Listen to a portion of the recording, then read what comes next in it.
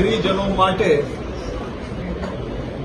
Vishwamitri river revival અને redevelopment project માટેની પરવાનગી માંગવામાં આવી.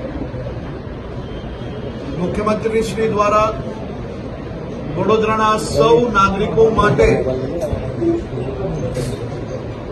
ગણતરીની સેકન્ડમાં વડોદરાના સૌ નાગરિકોના હિતમાં આ પ્રોજેક્ટની સિદ્ધાંતિક મંજૂરી આપવાની સાથે સાથે 1200 કરોડ રૂપિયાની સિદ્ધાંતિક મંજૂરી આપવામાં આવી છે.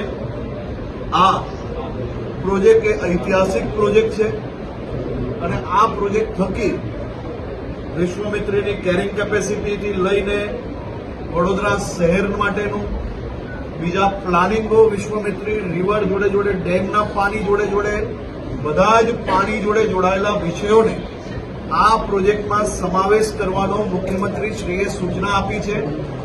સાથે સાથે વહીવટી તંત્રને ગણતરીના દિવસોમાં આ પ્રોજેક્ટની પાછળ પડીને આ પ્રોજેક્ટનો પ્લાન તાત્કાલિક રજૂ કરવા માટેની સૂચના આપવામાં આવી છે.